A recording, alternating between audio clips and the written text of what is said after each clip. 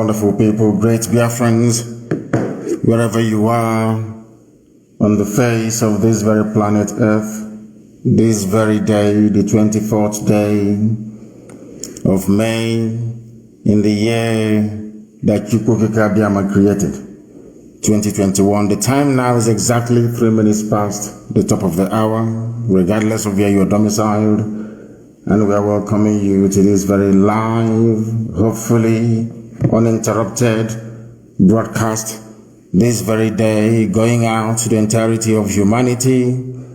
People are listening to us from all over this very planet Earth, and I must welcome each and every one of you. And as I do so, please endeavor to tell other people as well that we are live and that we are direct. And the heaven that sent us is here to preside over our proceedings this very evening. Therefore, good morning, good afternoon, good evening, and good night to some of you. Especially those who are under the siege, the bombardment, the torture, the abductions, the kidnappings, the murder that is going on every day in the land of Biafra. I want all of you to endure, because ultimately that is going to lead us to our freedom. We are not going back, because we do not understand what retreat means, nor surrender. The only way we have to go is forward, and ultimately the very glorious land of Biafra will be ushered in our time. This very evening, do not forget your pen and your paper. For those of them of the Janjaweed disposition, do not forget your chalk and your slate. Because here we educate, here we impart knowledge, here we make sure that we connect all the right nerves and sensory organs in your body, but especially your brain. Here we are going to make sure, as I tweeted earlier, that your frontal lobe, which is the part of your brain responsible for reasoning, is connected to the rest of your body, that you may be able to do the right thing. Please go out and tell the whole world that we are live and that we are direct. And heaven is bearing us witness, as always. My name is Mazi Nnamdi Kanu. I am the leader of the indigenous people of Biafra, the largest mass movement on the face of this very planet Earth. I am the director of Radio Biafra and Biafra Television, and by the very special grace of the Most High, now and forever I would remain a servant of the wonderful people of Biafra. This evening we are going to preach this very gospel that we have been asked to preach. This evening we are going to bring enlightenment. This evening we are going to make sure that some of the things that you were unable to understand nor discern, this evening will be laid bare for you to appreciate the enormity of the mess that the damnable zoological republic has fallen into. But before that, we are going to pray a very brief and a very short prayer in the language of the ancients, because our land is the very oldest habitation of man on this earth. Chineke na nke pụrụ ihe niile Chukwukike abịama. Onye ihe niile ekere ka na-agba aka ebe ịhụnanya ya na ebere ya mara ya na ọmịiko ebe ndị ya nọ. Onye anyị na-aja mma wee na-efe mgbe niile. N'ihi na ndị Igbo tụrụ ebighị ebi. Ọ bụ ugbu a ka anyị onwe anyị bụ ndị dị ndụ ghọtara n'ihe nọ n'ime aha gị nna nke ebere dị ngọzi, n'ihi na ị dịghị anwụ anwụ. Ọ bụ naanị gị bụ okike. Ọ bụ naanị gị bụ mmalite na ọgwụgwụ. Ọ bụ naanị gị bụ Chineke nna, nwanne otu onye na-adịghị agharịpụ ndị ya, onye mmeso ọma ya na-akarị n'ime ndụ ndị niile bụ ndị ji enwe ntụkwasị obi. Ọ bụ n'ihi mere anyị ji wee dị ndụ mgbe ruo n'ụbọchị nke taa. Ọ bụ gị onwe gị mere anyị ji wee na-eme ọnụ, wee na-anya isi, wee na-aba mba si na Biafra ga-abịarịrị. Ọ bụghị n'ike aka nke anyị onwe anyị, n'ihi na ihe ọ bụla nke gị onwe gị dị nsọ dere idewe ya. Ebe ikpebiri n'ime mmụọ nna nke ebere dị ngọzi na Biafra ga-abịarịrị, onye m na Chineke nna nke igwe onwe ihe mmadụ dị ndụ pụrụ ime. Ọ bịa mere ka ha rabụ ndị kụmiri wee na-ekwutọ, wee na-akọtọ Biafra nna nke igwe. Ndị dị etu a bụ ndị ji ana wee na-ezere mmiri n'ụbọchị nke taa. Onye ọbụla pụtara wee sị na Biafra agaghị adị, onye dị etu agaghị adị, n'ihi na ebu Chineke. Ọ bụ na ka anyị na-efe, anyị na-efe arụsị. Anaghị m efe arụsị ọbụla nke ndị ọcha butere nna nke dị nsọ. Anaghị m efe arụsị ọbụla ka anyị na-akpụsi ala nye. Ọ bịa m iji wee na-aza anyị oku mgbe ọbụla anyị kpọkuru gị wee zaa anyị oku. I went out jogging, Bagaram Behe. I went out jogging Honanyagi. When I see Gonya Calibre Makelo, what you cook Kabiama, because Biaki will let and they no more than Atakana who went at the Bigioke. Ndina Patakwan Lima Lanso Biafro, Yamna Chinek, and Kamatiki watch back as an Begaraga, your barn is in the day tour. Eat in your barn and eat in Dino. Bunde Janja with Desert Betten Gozi. Nay, in other kinds where your Himo Kakasa with Pahon. And then the Gabundal Rani on your women. Rob Talomo Yangwaga, Yanyo Kukisi Yanya Mami, Yanya Zingotan and Kebre. One can you got Anya Kararan and Kiwe. Nino Pugundini Nebundinwe or Kukusi, they can be both when Wakuisi.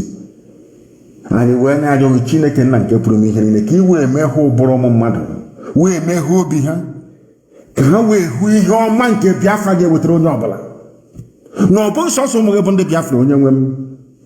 Come on, no, Bulano ne Bob, Lanelo one Kaihoma when I must say it to a Nankeba, Bicono.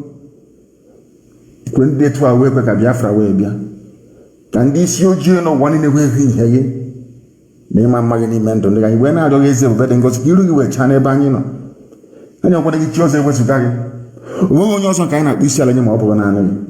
I went out of an ablan and Kebra to Yambal, no more Basako Bacano one in the Kiwi Pocatan, no German knowledge Latina, who has then so big Conoman and Yamaki with Yanni Biaf. None of Abragano, one young woman Chinekin. The Quajanina Kayana Trugas of Betting goes. I when I say only woman Chinekin, when you believe me, when you're banana Honan Suso, when you're not hobby mother than Tonanki, when you're done using Canyon one and I gun. Now to Tony and Rubis in there. Na reja mani ni isi anu nyemwem na lo tuto na elu tuto na nke bread ngozi ka ọ ga-abụ na ikpete maazụ ụwa niile gasị n'ezie na ụmụ Biafra bụ ụmụ Chineke anyị ga-aja aha nsọ mama togi ma gozila onye kere eluigwe n'ụwa ugbu a mụrụ mgbe niile ebebiga na yogi ise okwu n'ozi ọma Chineke ka anyị na-agbasa. We are here to preach the gospel of heaven, the gospel of truth and redemption, because as always we are incorruptible without blemish, whiter than white and whiter than snow. That is why we defend the truth with every vigor. That is why you cannot go anywhere and hear that these people at one time they derailed, because Elohim is with us. We must proceed this very evening. We must proceed to preach this very truth. I am starting this very day with a very simple warning to those of you that occupy government houses in the entirety of Biafra land. I know that your masters and your lovers in the north, the Fulani Janjaweed, I know all of you are under pressure to try to do the bidding of the oppressor, to try to do the bidding of your masters. But I must warn you, and warn you very, very imminently. Hope Uzodinma of Imo State said that he has arrested over 400 suspects in Imo State alone. 400 suspects. And I want Hope Uzodinma to understand this evening, that we know where you're holding them. You have converted part of Ikonso House into prison cells. And I want people all over the world to understand what we are trying to explain this evening very, very clearly. Who opposed Uzodinma, the Sarkin Fulani of Imo State, the Supreme Court Administrator of Imo State, imposed by Abakiari, the late Abakiari, a servant of the Janjaweed Fulani Caliphate, is arresting our people and locking them up inside government house in Owerri.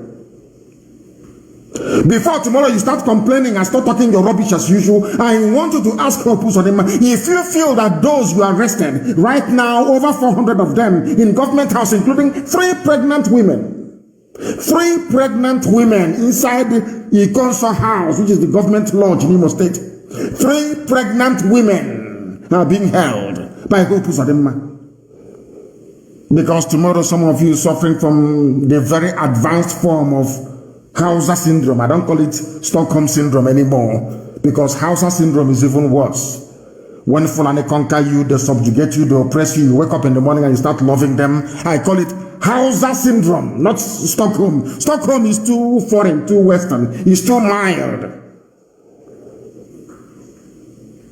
If you are close to anybody serving in Imo State government, if you're close to any APC high-profile position in Imo State, you must warn them and warn them tonight.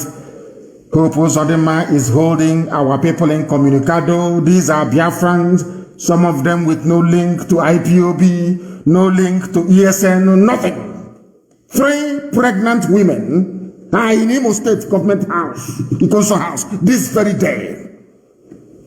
In detention, in our land. Women born in our land, married in our land. 3 of them are pregnant out of, it is over 700, he's saying it's only 400. They are keeping in government house. They think we will forget them, so they can slaughter them and sell their parts, as they usually do.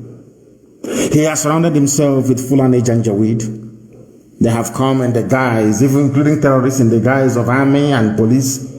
But we know that these are the people they call repentant terrorists. As I asked the other day during my interview that some people have said is a landmark interview with Dr. David Masanga, I made it very clear that nobody anywhere in the world, including the British High Commissioner, can distinguish between a normal patriotic Nigerian soldier and a Fulani terrorist in uniform. Nobody can make that distinction. That is why they must all be regarded as terrorists, all of them, regardless of who they are.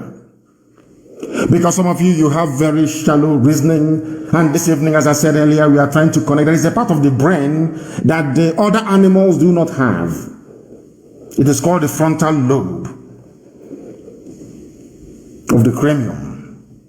The frontal lobe, the part of your brain in front of your skull.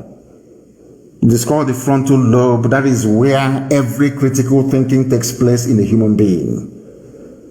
Other animals do not have it. Even if they do, it is not of the same mass. The quantity is not as that you find in human beings. We are reasonable people. And I want Hope Uzodinma to understand that he is holding people in Communicado, holding them. Please, you are not the law court. Sarikin Fulani of Imo State, you are not a law court. You people claim you operate a democracy. You arrest people, you don't try them, because you know you have no case against them. That is why you cannot present them before any properly constituted court. What you do instead is to hold people, to kill them extrajudicially, and then distribute their body parts all over the world in the name of profit making. Hope Uzodinma, you're traveling with 400 soldiers, policemen, helicopters, and armored tanks. That is the life of a condemned prisoner. There is no difference between you and a high-profile prisoner on death row anywhere in America. You are exactly the same. I want you to go and see when they are moving condemned men to court in America. The high-profile ones, the serial murderers and killers. The same way you went to church yesterday is how exactly they transport murderers and killers in America. There's no difference. Armored cars, U.S. Marshals everywhere. In the case of the zoo, it is the police. Even the National Guard or the Army, they come out to sometimes escort the very dangerous criminals. You went to church yesterday as the criminal that you are. And that is going to be your life as long as you live. You are holding over 400 people hostage inside the Imo State, the government house, inside the Ikonso house. You are holding them hostage because you believe they are part of Eastern Security Network or the wider IPOB family. In your stupidity and hopelessness, as your name implies, because you're hopeless, you are not hope. I want you to understand that ESN, we are in the bushes dealing with Fulani terrorists and their cattle.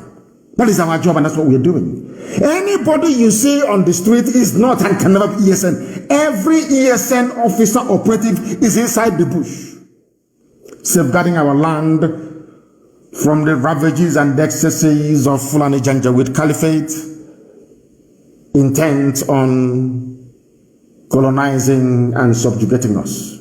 And you're doing their work for them. I'm not the one that said this. This is a statement from the Imo State Chief Press Officer, his press secretary, they call him, his name is Oguwike Nwachukwu. According to the Imo State government installed by the Fulani Caliphate, their own mouth, they said over 400 people that caused mayhem or attacks in the state have been arrested and charged to court. You see the way they lie, but the courts are not working. The courts are on strike. I want them to understand that they're dealing with people who are infinitely more intelligent than they are. These people are being held in cells and in prison, holding centers inside the government house itself in Owerri. And I am highly disappointed that somebody as venerable as Archbishop Obinna, a man I love and respect immensely, and you know me, it doesn't matter how close you are to me, when you do wrong I will tell you. And this very evening I am respectfully telling Archbishop Obinna that he got it wrong by allowing this murderer into Assumpta Cathedral. Unless he went there to confess. Let me repeat, as much as I love and I respect Archbishop Obinna, allowing Hope Uzodinma to enter the house of God, Assumpta Cathedral in Owerri, is a desecration of that very place. He's a murderer. Not too far from Assumpta Cathedral, they are holding over 700 people hostage, including 3 pregnant women. And Archbishop Obinna allowed this criminal to come to church. And let it be the first and the last time any church will allow Hope Uzodinma to, should I say, defile their presence or their altar.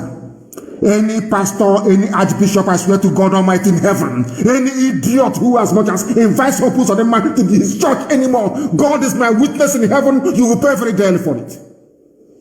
Hope Uzodinma is a murderer, is a killer. I don't want Archbishop Obinna to repeat this type of thing again. Hope Uzodinma is a killer. The era of seeing nonsense and tolerating it has come and gone in our land. We confront evil when we see it. How can you allow this man to come to your church to confess his faith or whatever he was doing in your church? You allowed the murderer, somebody who called terrorist army of Nigeria into his own state to kill his people. And an archbishop allowed him to come to church, Roman Catholic Church for that matter. It's an abomination. A desecration of Assumpta Cathedral in Owerri. Archbishop Obinna is a very intelligent man, a skilled theologian. I don't know for the life of me why he would allow this vagabond criminal, ex-419er, to enter into Assumpta Cathedral. I have no idea why he would allow it. Is it because of money? You tell us and we'll give you money. If the Catholic Church wants money, IPOB will give them money. What Archbishop Obinna did is wrong. You allowed a murderer of his own people to enter into a supposed house of God. It's an abomination before God and before man.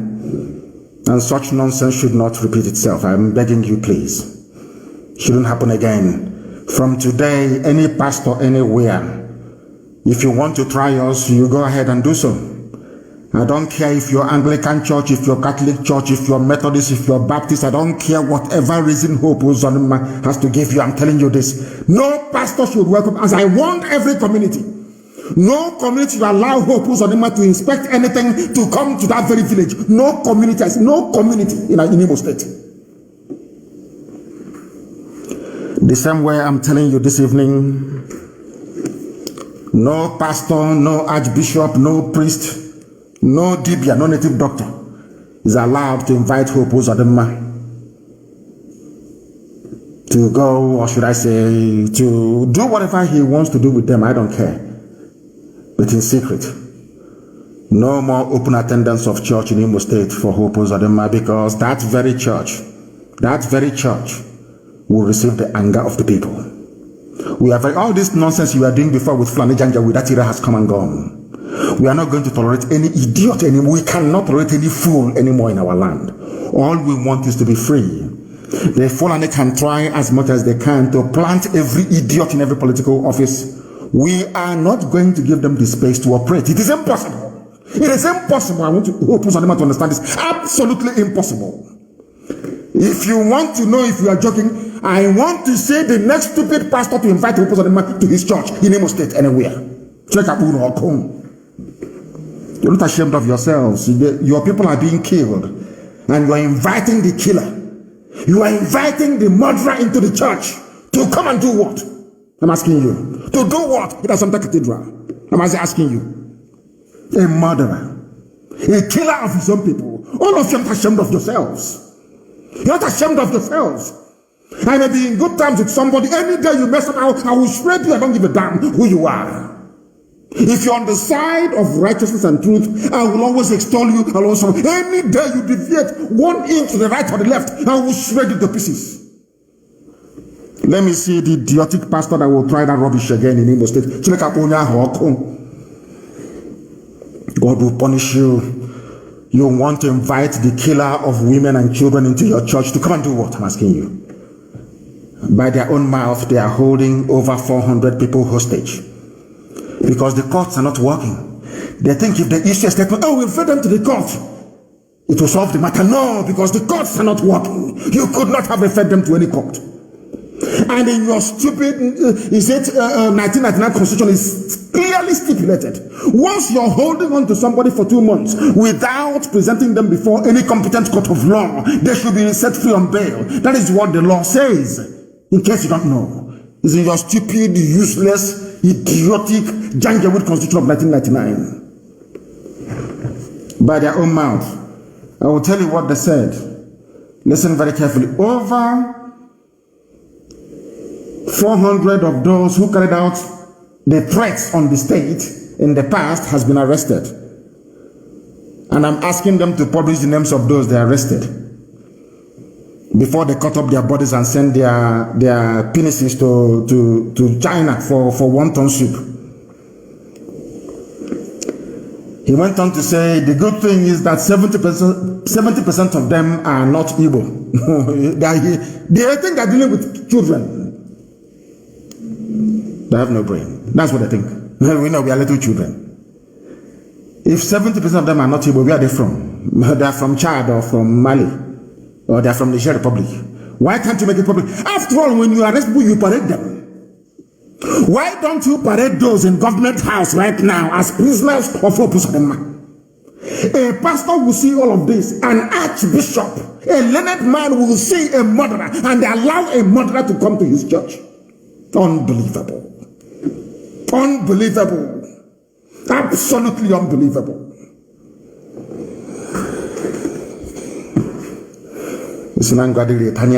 Let me see another pastor that will invite him.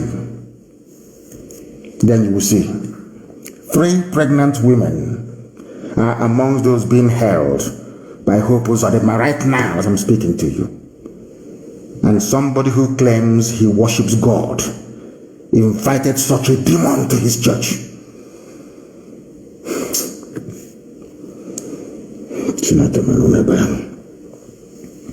I don't blame some of these people. I blame those that support them.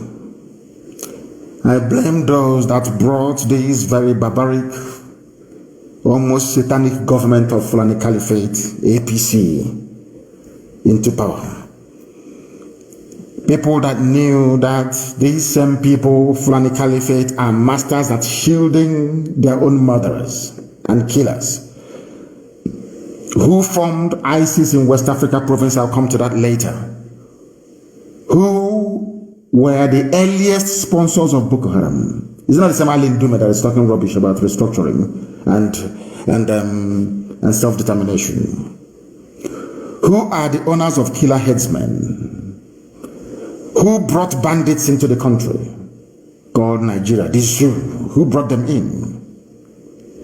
Why is it that police cannot stop Fulani headsmen killing people anywhere? Even as we speak in Benue and in Plateau states, right now as I'm talking to you, they are killing people, sacking villages. You will not see the army, you will not see the police. And people read these things every day on the basis of newspapers and they take it as nothing. Oh, it's nothing. They kill people in Benue. Okay. Hi, this country now, wow, that's all you can say. In the night, you call yourself a human being. because you cannot reason. You are in a country where the government is actively supporting people that they themselves brought in to kill you. You say nothing. You are not agitated. You are not upset. You are not angry. All you do is you lament and you do nothing afterwards. And somehow, miraculously, and in our idiocy, we think, oh, the problem will just go away. Who told you that? Instead, they are redoubling and intensifying their efforts to conquer you. I don't blame them. The army doesn't work when it comes to ISIS in West Africa, when it comes to Boko Haram, when it comes to killer headsmen, which is Mieti Allah, when it comes to bandits. No, they are not terrorists. And all of you are there, 200 million idiotic people, just moronically, just looking every blessed day. None of you has the courage to call upon the powers that be in Asorok, which is essentially Fulani Kaba, because there is no Buhari, to say to them, oh, why don't you label your own people terrorists? That is why Hope Uzodinma gave them the impetus to come to Imo State, to bomb Imo State, to kill people, to put us through exactly the same thing we went through between 67 and 1970. And somebody as learned as Archbishop Obinna allowed that fool into Assumpta Cathedral.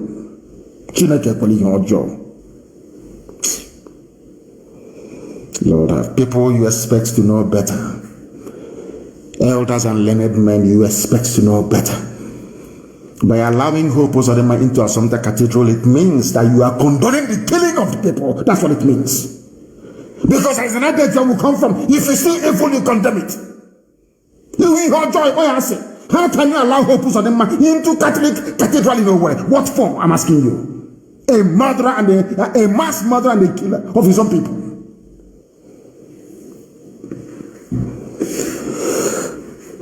Dear me.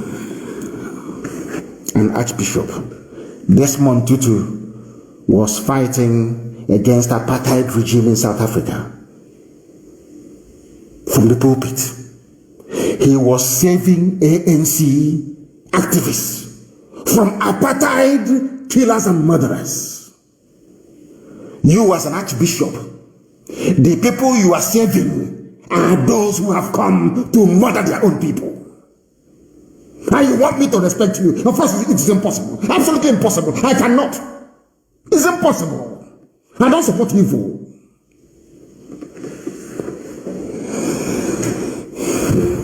Oh, God. I want people to understand something. The Nigerian army and police are part and parcel of the entire Fulani terrorist caliphate package, designed to put fear into you, to allow them to take over your land. I will come to that later on as well. But very, very sadly, in our land, they have found willing accomplices in the likes of Hope Uzodinma, in the likes of Nyesom Wike, the likes of Dave Umahi, a very poisonous man, very, very poisonous man, I'm telling you. The people they are serving is this same Fulani government that no matter what happens, no matter how much you cry, federal character, all of you are there. From Lagos all the way to Bakassi to Calabar. From the island of Bonny, all the way to heaven knows, maybe Katsina Allah somewhere, or to Jos. All of you are just there. You complain every time federal character, they don't obey federal character. Every position is compared. The next day they appoint another Fulani man to another position. And after 4 or 5 hours, you tell me, let Nigeria move along together in unity. And this evening I want to ask you, does your frontal lobe work? You know that part of the brain that has to do with reasoning, critical thinking and reasoning. Are you sure it's working in your brain? Are you sure it's working? Because I am no longer sure that it is working in most of you. This same Fulani government that went as far, only you people, are you sensible at all? I'm asking you. Does it mean that you have no brain? Is that what it means? You have no brain, you cannot reason? You have no brain. You can no longer reason. Is that what you're telling me? Is that what you're telling me? I'm asking you. Is that what you're telling me? I am seriously shocked and surprised. Shocked and surprised at some of you. Fulani is playing ping pong with your brain. They are the ones that supported Boko Haram. They are the ones that built ISIS in West Africa. Some of you have forgotten. You know, I was hoping that somebody will refer back to the notes they took whilst listening to our broadcast, our lectures, to make reference to when I told you that they are the ones that formed ISIS in West Africa. Buhari, when he was alive, was the person that singularly brought in ISIS into the zoo. And I told you that he went and took the child, the first son of Muhammad Yusuf, the founder of Boko Haram, and gave him leadership of ISIS in West Africa. And I told you that they did it in order to try and divide Boko Haram. Did I not tell you that many years ago? How come some of you don't even make reference? And when I ask you to bring your pen and paper, some of you even forget, you don't even bother bringing them. I warned you and I told you what they are trying to do, or what Buhari tried to do when he was alive, was to divide Boko Haram into two. He failed. He went and brought ISIS, released al-Banawi from detention, and made him the overall commander of ISIS. Do you know that Nigerians are coming, people that claim they want one Nigeria, Fulani people that claim they're opinion leaders, they come out on the pages of newspapers saying the government should support ISIS to defeat Boko Haram. I can't. And there is an intelligence that I have, I will give you people later. You will be shocked. You will marvel at what is happening in Nigeria. You will be shocked to your bone marrow as to what is happening in that zoo called Nigeria. I'm telling you the truth. This same foreign government that is so biased, to the extent that they are the ones paying their own criminals, they call them bandits, these are murderers and killers, these are terrorists, sacking villages even as we speak. They give them money, they give them everything, they give them police protection. And I want to tell you what happens to the police also, where Fulani people had in the past ravaged and sacked villages. They are also burning down their police stations in the north, but they won't report it. It is now very clear to everybody that Nigeria police and army, they are part and parcel of the problem that you're going through. But you are too foolish, you are too myopic, you are too blind, your brain is not working. That is why you cannot connect all the dots to understand what the Fulani Janjaweed has in store for you. Who are the ones that started paying bandits in Nigeria? Is it not this APC Fulani government? Who are the people that said don't call them terrorists anymore, call them bandits? Is it not the same APC government? Who are the ones that changed the name of refugees into IDPs? Is it not the same APC government of the Fulani Janjaweed Caliphate? And all of you are just there, moronically and idiotically defending your stupid one Nigeria on a daily basis because you are foolish, because your brain cells are not working properly, because you are incapable of reasoning, because you lack discernment, because you lack the ability to reason properly. The same people that cannot do anything in the north are busy bombing. Let me give you an example. They are bombing Imo State. Is that not correct?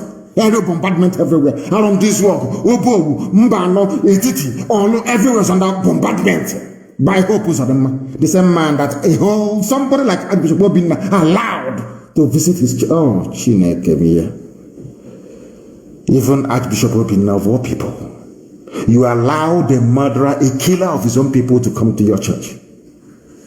My goodness. As they are busy bombing and bombarding Imo State, ask yourself, all this, I tweeted it earlier today. You can see that ISIS is now holding open community meeting in the north. No bombardment from anywhere. And later on, you will hear that angry youths in Niger State are burning police stations because they now know that the police, they are also part and parcel of the security problems they are having. No bombardment. Only in Imo State, only in our land. And somebody is telling me that Hope Uzodinma should be forgiven. Is that what you're telling me? Of course not. They can never, ever be forgiven. They must understand that. Nigeria is a place where real terrorists, killers, and murderers, rapists are being pardoned and reintegrated into the army and the police. Whereas in Biafra land, once you're a young man or woman, you are a suspect marked for death. And people think we can see all of those things and somehow we keep quiet. You think if you're ranting and writing your rubbish every blessed on social media, somehow we'll become swayed. Somehow we'll stop. No, we're not going to stop. You're dreaming. For how many years now? What have you people not tried to stop us? Has it worked? The more you write all this your junk and all this your rubbish, all this your all this nonsense that you keep writing all the time, the more enthused and energized we become. We know that what we are doing is working. We know that what we are doing is working. I want you to search every police station. Now, Hope Uzodimma said that 70% of those responsible for the so-called insecurity in his caliphate, Imo State, they're all foreigners. Now, let us do a very simple experiment. I want people, he said that 70% of those that are arrested so far are foreigners. And we know they are. But I want to ask you a question. Has anyone seen any foreign inmate of any prison in Imo State before? You claim they are foreigners, you've arrested them. Are you saying that if we go to Imo State prisons tomorrow, all the prisons in Imo State, we will now find these foreigners there? Is that what you're saying? Because if we go there tomorrow, there is no foreigner there, that means you're lying. That means that you are killing your own people in order to please your masters. If there is no Fulani man in any prison anywhere charged with terrorism, or any miyat, let us be very specific, miyat yala, anywhere in Nigeria serving any prison sentence, that tells you all you need to know about Fulani people and their mindset and how they intend to make your life a misery. If you keep on shouting as idiotically as some of you do sometimes, one Nigeria, the unity of our country, our great nation. Who told you Nigeria is great? When? Where? How? Because you're living large in Abuja and in Lagos, that makes it great? Typical black people. Now, this evening, please, I want you to pay very close attention to what I have to say. In Nigeria, both their presidency, whoever is wearing Buhari mask, the military, the police, and the Miyetti Allah leadership are all in this game together to protect Fulani killers and murderers. I have asked our people this, especially Igbo people. I want to ask you this thing time and time again. When Ozowani was attacked by Fulani people, hundreds of people slaughtered, was there any Air Force raid of the nearby bushes? It's a simple question. When Nimbo massacre and slaughter occurred, did the Air Force take off from Enugu to go and search for them and destroy them? Did the governor of Enugu State ever open his mouth to say, oh, destroy them, or go and crush them? No, never. That tells you all you need to know about the mindset of these people that you call your political leaders. But in Biafra land, they have been killing innocent people. Nobody will ever say anything. They went to Mpo, I think about 3 years ago. No, 4 years ago, 2016 at Mpo, for no reason. This is one thing that the Efulefu Brigade, somebody called them the multi-purpose Efulefu. And their Yoruba counterparts, the sophisticated morons, the idiots in Yoruba land that keeps writing rubbish all the time. The Igbo Efulefus, the intellectual, very hopeless and very useless. No one has ever asked the police and the army the question, all those people you killed at Mpo in 2016, what did they do to you people? A simple question they cannot ask. Without provocation, an atrocity documented by, they hate every organization. Of course, they hate Biafrans, they hate Igbo people. We know the reason why. For Amnesty to write about that massacre tells you all you need to know. Has anyone ever asked the army or the police, why did you go to Mpo to go and kill people? What did they do to you? All of you stupid, hopeless, animalistic, one Nigeria idiots, you can never reason very well. I want to ask you again, those people you killed at Mpo, what did they do to you? National High School, about those that you murdered in Aba National High School. What did they do to you? They were in a school, they were praying. Did they do anything to you? I believe you know the answer to that question. Those that you killed during Trump rally in Iguacha, did they do anything to you? It's a simple question I'm asking you.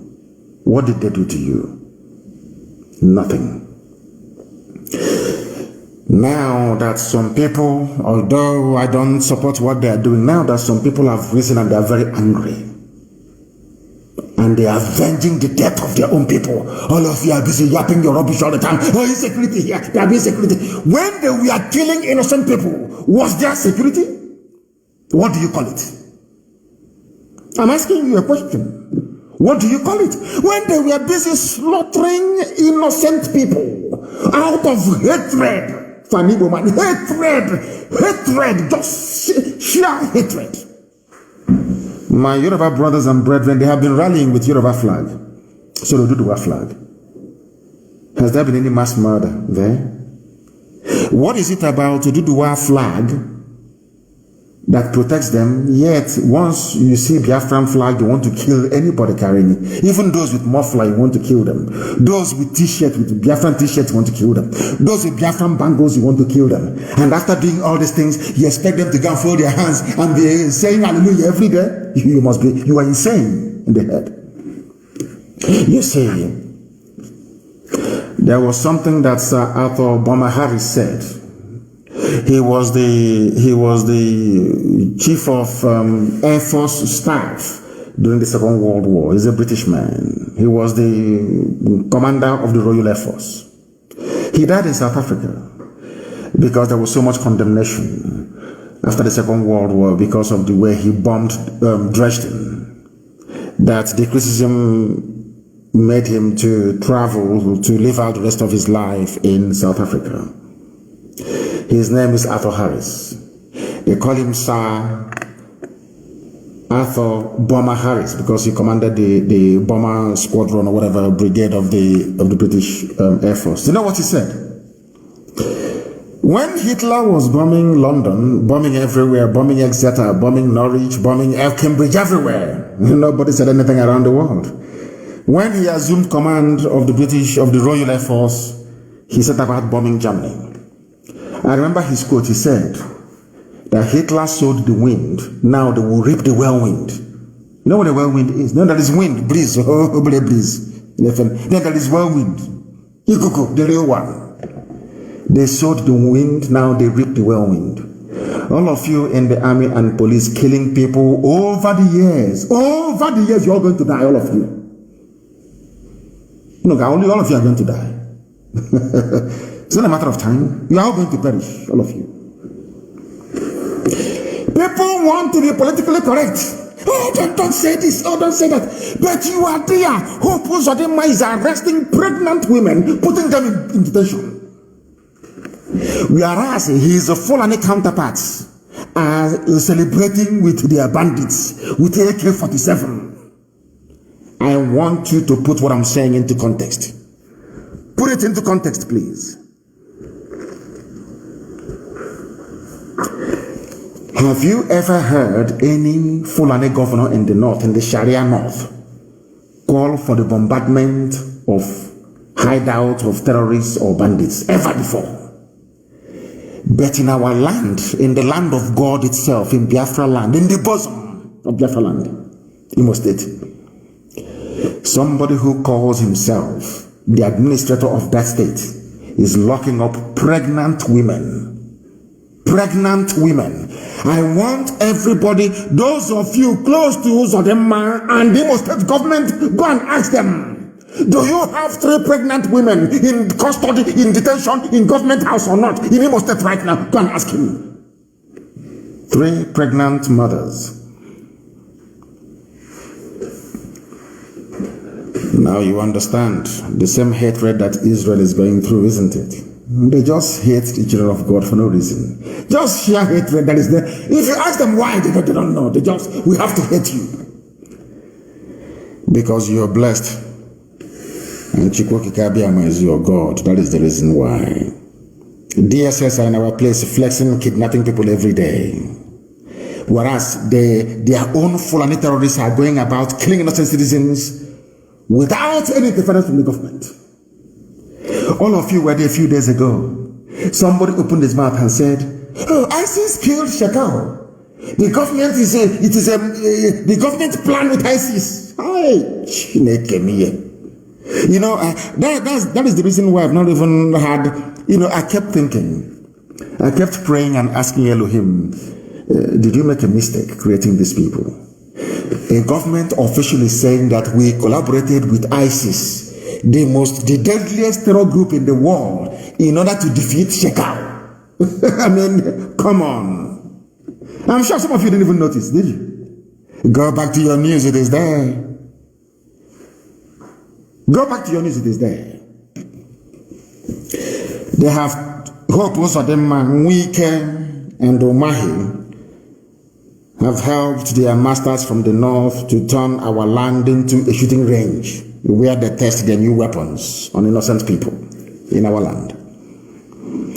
Imo State today, you can see the scars of battle all over Imo State. They call it show of force. But today in Zamfara, people were kidnapped, no show of force. People are dying in Niger State, no show of force. So people are being slaughtered in Plateau, as I will tell you later on, no show of force. Only in our land that is show of force. What does that tell you about those you are in your one Nigeria with? They hate you with a passion. They hate you with a passion. What the Fulani people are doing, I will tell you now before it happens, is to take over our land by force. What they have done is to say, since you have managed to neutralize Shekau, we now give you the license to march the Atlantic. That was what Buhari planned before he died from the issue from the beginning.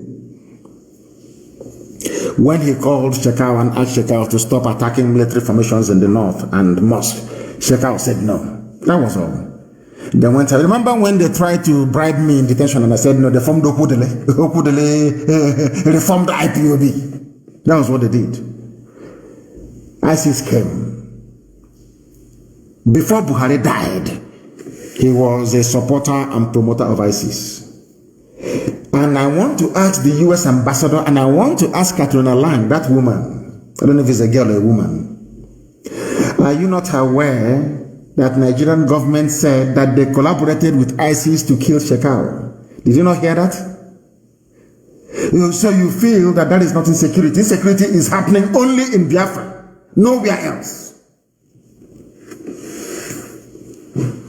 That is why we must pray for Eastern Security Network. You know, the Fulanis never banked that they will meet ESN. They never knew that we will come. They never knew. All these years, as I was telling and I'm preaching on live on air, I kept telling you people that are going to come. I never rested. We kept planning every blessed day to defend our land. Nobody can come out and say, oh, I gave them this or I gave them that. Kikukikabi provided. No politician, no governor, nobody. Today we are the ones that drove away Mietiala from our land. No forest again is being occupied by these people in our land. They are feeling the heat every day. Don't they know that already? Of course they know. In our land, every blessed day, police station is being punched down. Nobody will ask themselves, what did the police do? So you think that somebody can just wake up and walk into a police station and just burn it down like that because they're mad? You know they're not mad. Ask yourself, the world should ask Nigeria police and Nigeria army, what did you actually do that people will hate you this badly? What did you do to them? Oh, you think I'm talking about Biafra and the East? No, you are mistaken. I want to give you news. He's there, but it will not receive due prominence because it wasn't done by people they hate. You know that collective hatred they have for Biafra. That collective, that animalistic hatred for the Igbo man, for no reason, That is why anytime a police station is destroyed in the East, they amplify it, they magnify it. But I want to shock all of you this morning, because there's a news that broke today. Angry youths set police station ablaze in Niger. Angry youths set police station ablaze in Niger. Is it headline for Channels TV? Of course not. Why? Because the people that set the station ablaze, they're not Igbo or presumed to be Igbo. They are not Biafra. They are not Ibibio. They are not from Akwa Ibom. They are not Efik. They are not from Crossing River. So it's not news. No. We want that one that happened in Igbo territory. So we can, because, some of them even hate Igbo without even knowing even when they begin to express their hatred, they don't even know that they're doing it. Example is here. Protesting youths on Monday, being today, vandalized and burned Gauraka police station in Tafa, local government area of Niger State, over the abduction of 15 persons by bandits. Why did they burn it down? Because the police did nothing. The police are working with the bandits. And I want to tell you that in Niger State that's been under siege. 15 persons were abducted. The villagers from a place called Gauraka went and burnt down their police station. Instead of the police to protect the people, the police are busy protecting terrorists, Fulani terrorists. Because the DPO is Fulani. IG of police is Fulani. Area commander is Fulani now. Don't you know that?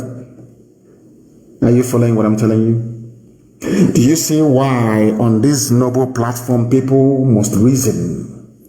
We compel you to use your senses to be able to reason properly, as a human being should. So burning of police stations is not just happening in Biafra land, it's also happening in Niger State. But there is no aerial bombardment. The governor of that state has not called the Air Force to come and bombard them. He has not called for military occupation of that very place. But he hopes that an Igbo man allegedly is calling Air Force army to come and kill his own people. And you're telling me that such a human being deserves to live? Or that such a person deserves to be invited to attend the church service by an archbishop? You think that is proper? I'm telling you that a police station has been burnt in Niger State.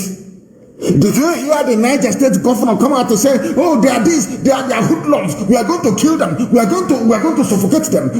No. Because the police is guilty. 15 people kidnapped by bandits. Police, just the bandits, police said no, they're not going anywhere. They burnt down the police station. The bandits moved from house to house. As they were moving from house to house, kidnapping people, they kept calling the police. The police never responded. That's police in Nigeria for you. Fulani police. Because they are in a hurry. 2022 is almost here. They're in a hurry to move, to take as much land as they can before the negotiations will start in 2022. Then Britain, Katuna Land will tell you, oh no, you're all Nigerians. You have freedom of movement. Wherever you are, you can be a Nigerian there. That's what they want to do. That is what they want to do. A pregnant woman was also taken, and that got the villagers angry. People sustained injuries. Oh my goodness. Well, some people said, oh my goodness. Many people were killed in the incident as well. Fulani killing people in Niger State. Killing Nupe people.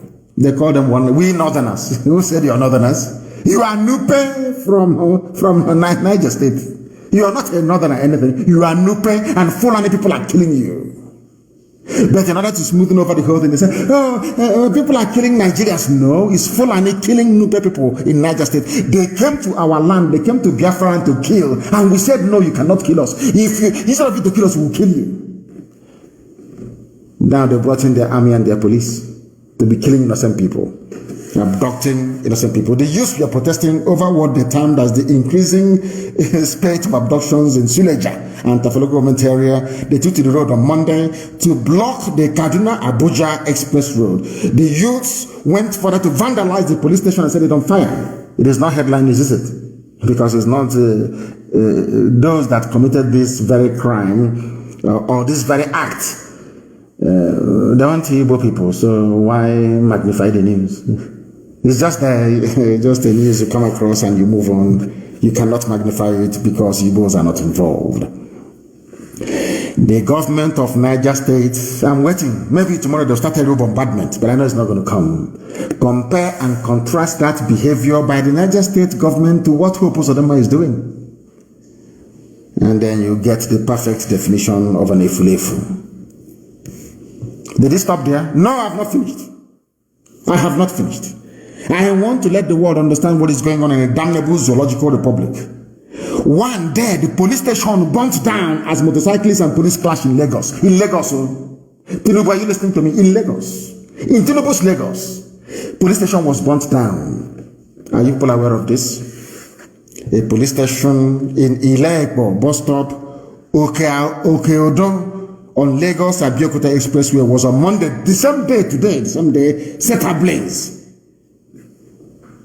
Because there was problem between motorcyclists and the police. Everybody now knows that the police is the problem. Fulani Nigeria police is the problem. Fulani Nigeria army is the problem. We don't know where the terrorists are. Those you put in the police and in the army, where are they? Those you claim have repented. Now working for ISIS. Now working for Boko Haram.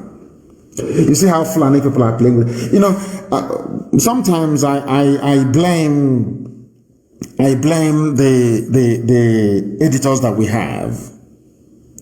Somebody said that Fulani have taken over their hometown in Oka. I don't know the place. I don't believe that is possible.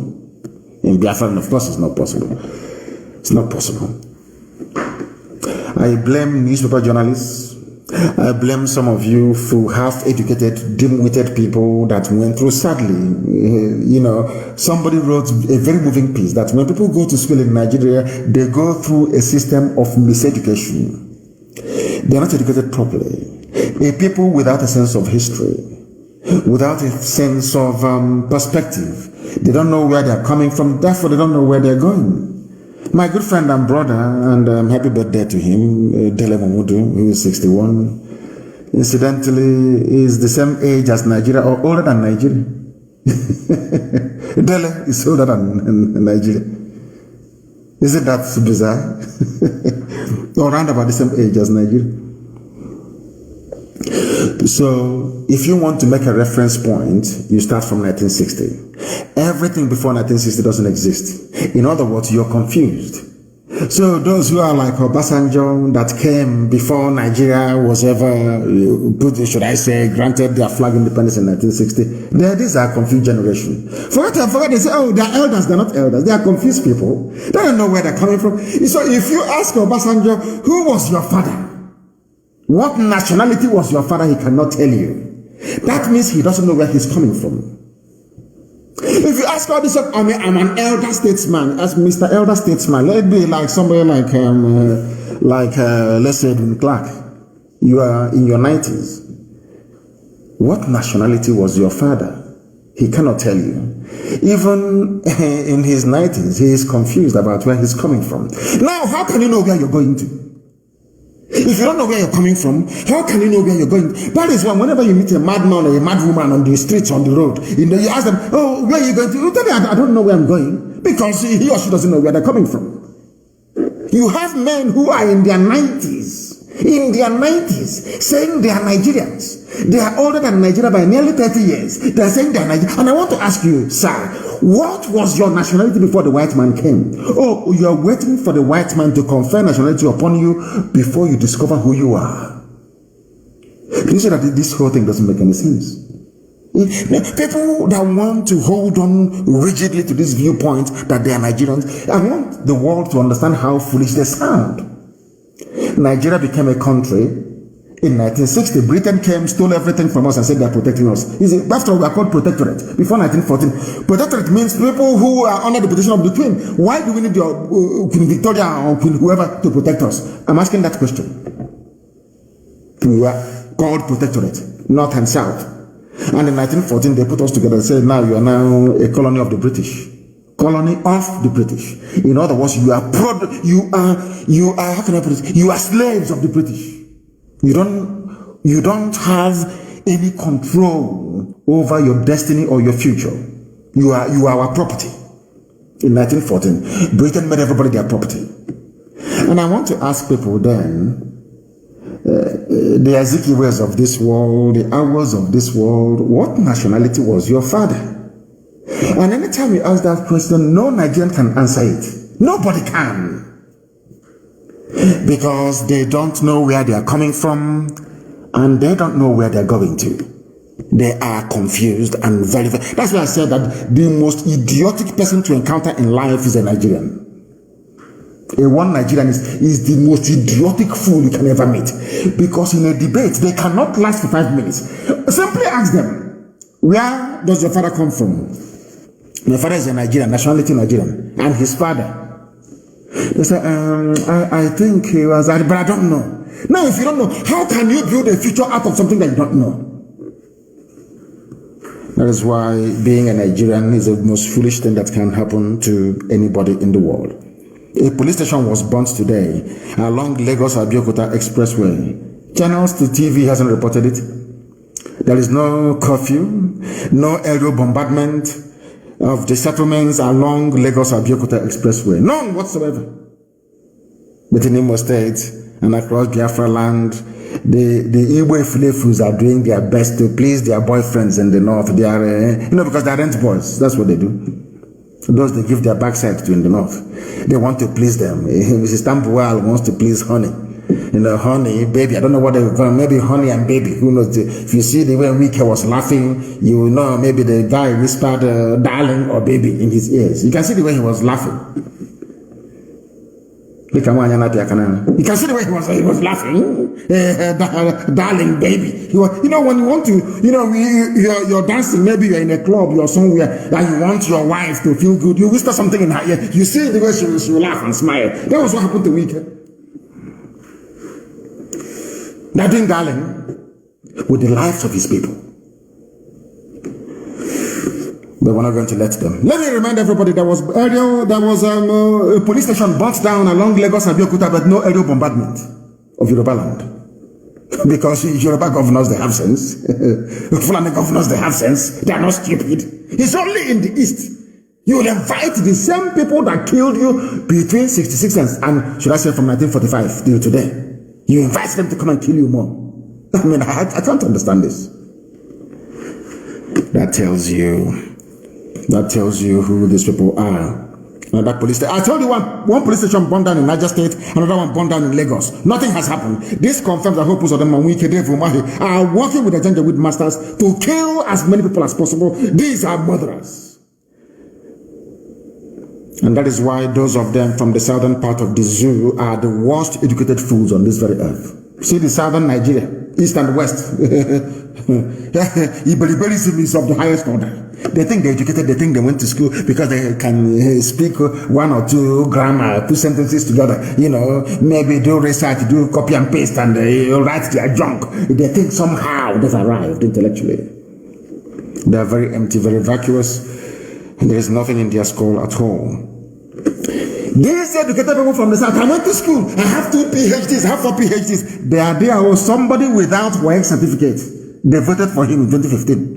The idiot died in 2017. They went and manufactured ordinary rubber mask, rubber latex, rubber mask to put on the face of any idiot that comes around. Tell you, trot him about say he's Buhari, and you all agree he's Buhari.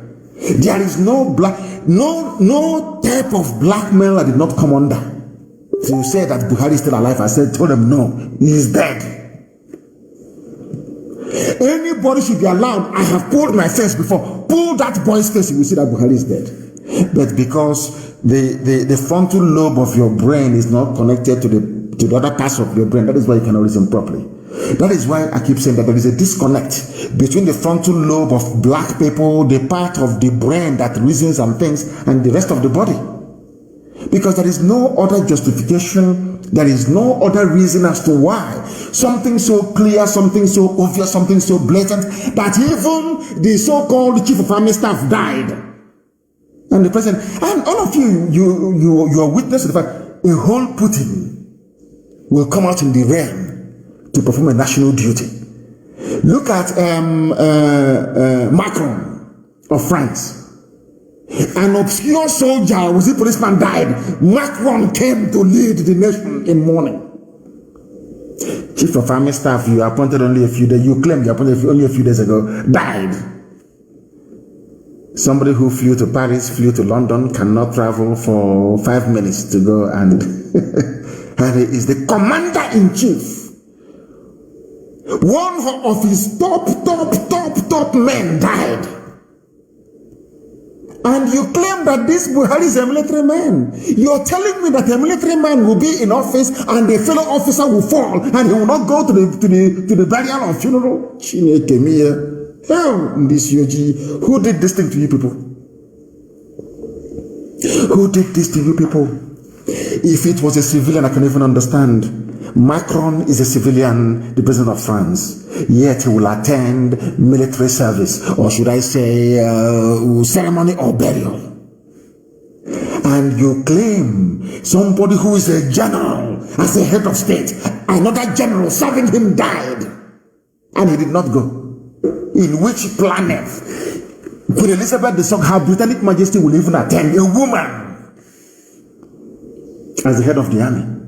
This one is commander-in-chief of the army. Is it what they call it? C in C, they call it. C in, when this your G, C in C.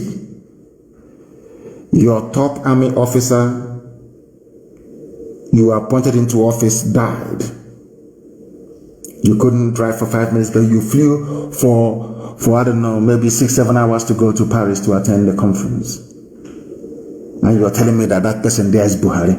Do you not see how foolish all of you are? In this, I hate you people, honestly. You make me sick. Your stupidity is astonishing. Had it been a civilian president, I can understand. So you claim Buhari is alive. But Buhari is a general. And his fellow general died. And he did not go, come on, this UG. Black people. No wonder we are the lowest of the low in the whole world. We are at the bottom of the rubbish pile. I'm telling you the truth. The way we listen, God, you people, you make me sick. A general, a serving general who went to war, so you claim, is alive. Because I know that the late Buhari, had he been alive, oh, for goodness sake, he will be there. And he will speak without the aid of any written paper. But as somebody said, because of Islamic rule and all the rest of it, they didn't have time to coach him on what to say. They didn't practice. They didn't give him time to practice maybe 4 or 5 months in advance to come and deliver a speech. And you're telling me that after this display of idiocy by the person you claim is Buhari, white people will take you, a white man will respect you as a black person. You are joking. They can't respect you. Because you have no respect for yourself. You people, you make me sick. A general, not a civilian president. A general, he was a general. And the man he appointed only 2 or 3 weeks ago died and he couldn't go. And I tell him, he's Buhari, he's not, he's shy. Hey, there is no Buhari. The late Buhari would have attended the funeral. There is no Buhari in power, for goodness sake. You dumb monkeys from Africa. I know, man, we make me sick. Every day I ask God, oh, are you sure it wasn't a mistake? Your God don't make mistake. But are you sure black people, when you were thinking about them, are you sure there wasn't doubt somewhere? I have never seen a people as foolish as this. I have never seen in my life. A general, head of state, commander-in-chief of the armed forces. The chief of armed forces, chief of army staff died. And the dead cannot bury the dead. A dead man, Buhari. Aisha has gone on the ground as usual.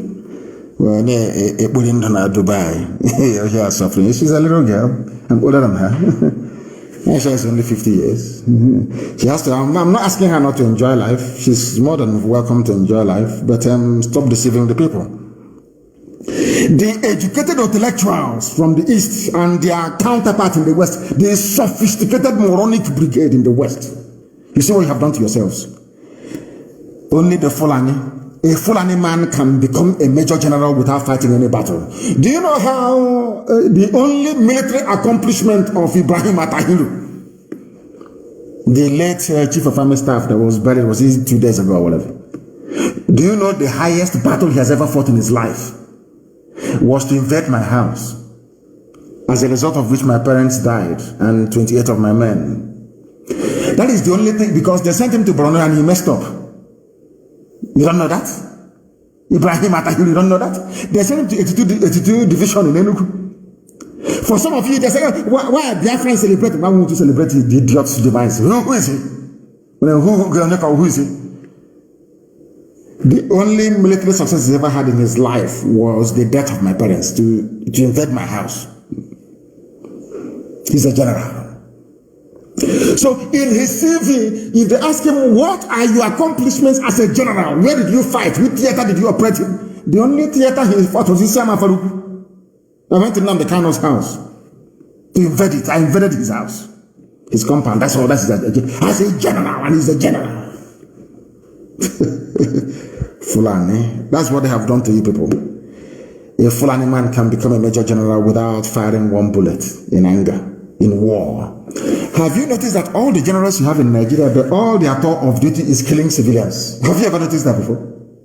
They only promote them when they kill civilians. That's all they do. Did Nigeria manage to recover Bakassi? Obasanjo, are you listening to me, Obasanjo? You are there, the money lover. You claim you don't like money, but we know you do.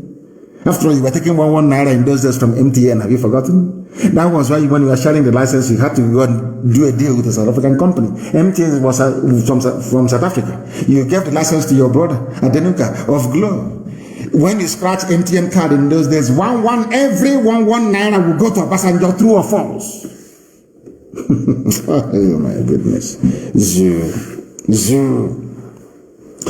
Fulani, I want to ask you, all this nonsense is a general. I want to ask you, you are there to defend the territorial integrity of Nigeria, is that correct? Where were you people when Bakassi was taken from you? Bakassi Peninsula and given to Cameroon.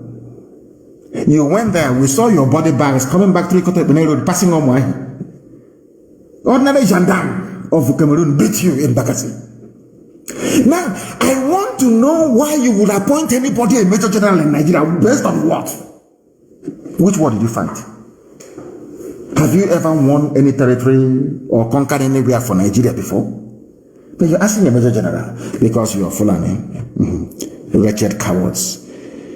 Ibrahim Atahiru's only distinguished honor came when he attacked my house with troops from 82 Division. Troops, army. Came from Enugu or Hafiandu Binze. That led to the death of my parents. And the Fulani Janjaweed, they were rejoicing that my parents died as a result of the trauma they underwent when this same idiot that died a few days ago stormed my family house and killed 28 people in the process. That is the same person that some Biafrans, some idiotic Igbo people will be saying, oh, we are mourning our chief. You know, sometimes I don't know. There must be an ant or a disease that have eaten our brain, to be honest with you. You are celebrating a man that came to kill your brothers and succeeded in killing some of your brothers. My own parents died as a result of it. You're celebrating, you say, oh, we are mourning our chief of staff. That is why I say that what you people are suffering from is what I call the Hausa syndrome. You know, after the Fulani is subdued and rendered the Hausa people useless, they started supporting everything that the Fulani man did. Are you aware of that? That's exactly what you're doing. It's not Stockholm syndrome, it's just, you just fall in love with your kidnapper. No, this one, you worship your oppressor. I feel sorry for some of you. Fulani. As I tweeted earlier today, let me tell you the tweet I tweeted earlier today. Do you know the Fulanis, they have no sea, they have no river of note. Only if you can consider River Niger as being theirs. Do you also know that Fulani people are in charge of all the seaports we have? Do you know it's the Fulani man that is in charge of Iguacha, Port Harcourt Seaport, in charge of One, in charge of Warri, in charge of Calabar? They are the ones that locked it and said no ship can come here. If you want to clear your goods, go to Lagos. One choncho deal, one small deal they cut with Yoruba corrupt politicians. Let every freight land in Lagos so we can tax them and take all their money. That wickedness I told you about. That is something that our people don't understand. Those that idiotically call themselves Niger Delta. You see, when an Igbo man is being punished, all of you are being punished as well, isn't it? Because of this punishment being meted out to an Igbo man, Calabar Seaport cannot open because an Igbo man may benefit from it. Igbocha Seaport in Igbo land itself, in Igbo land, it can't open because Igbo man will benefit. Warri, how about Warri? Oh, Warri is very, very close now. It's close to Obanam, it's close to Asaba. They will benefit. Why don't we shut it down? And after seeing all of these things, you still come out to say you're a proud Nigerian. Do you see how foolish you are? Fulani people controlling the sea, they have no sea. If you throw them into the water, they will drown. They're like stone, they don't swim, they don't know how to swim. The people that actually own the seaports, own the areas that can even swim, they are not nowhere to be found. And how about the oil?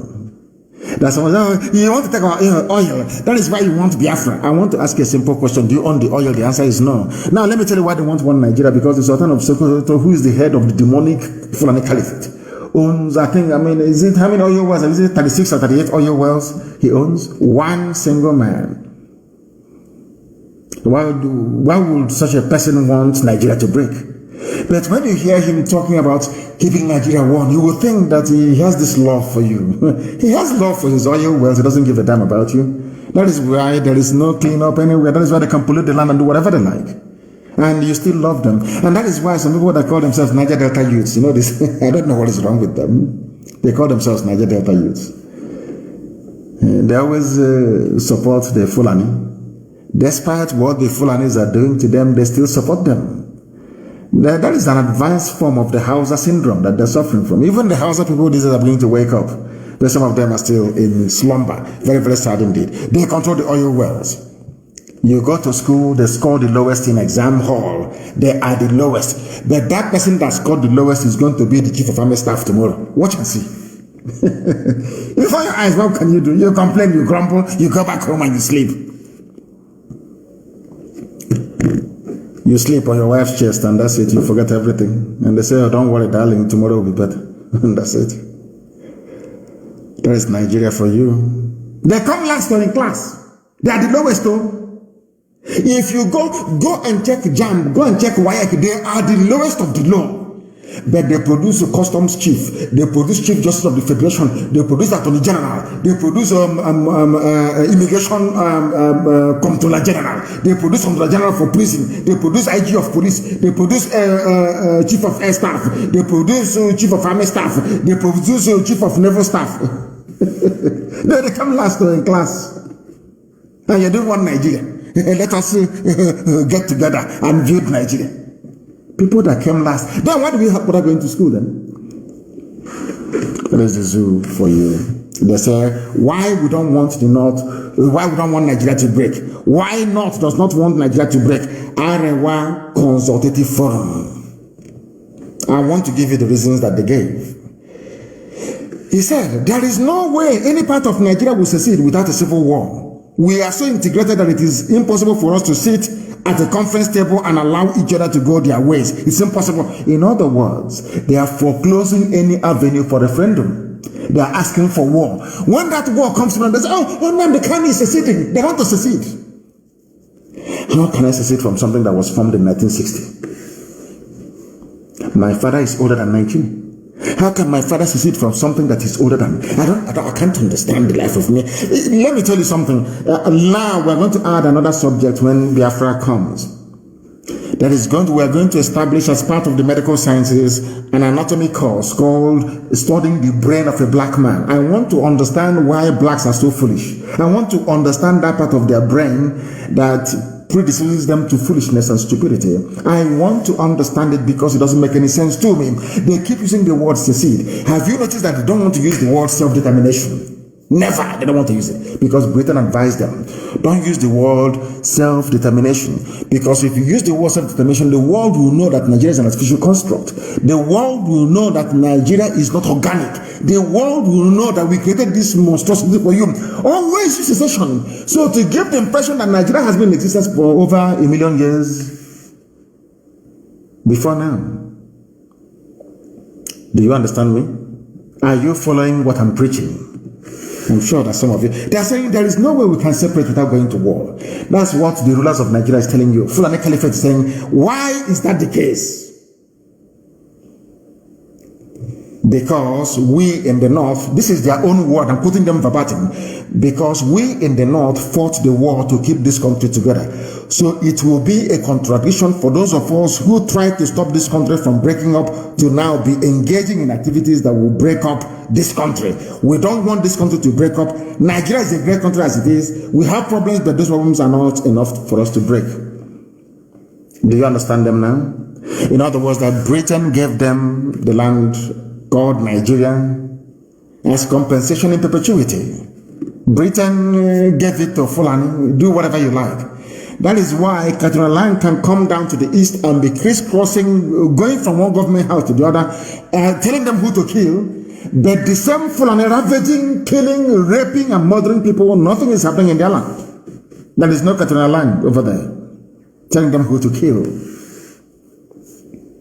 Now, Fulani have said to you, we are not going to let you go unless you are prepared to fight a war. I now know that you understand their mindset and where they are going. Now, the problem is this. How can people come out and claim that Benue is theirs by right of conquest? I want people to understand this. How is it possible that the same Fulani that is responsible for 6 terror organizations in Nigeria, they themselves funded and founded them, all of them? How come you people want to be in the same country with such people? I can't, I kept thinking today, how is that possible? How? Because they infiltrated us with the help of the British, and they conditioned us to love them even after their impunity towards us. That is what defeats me, honestly speaking.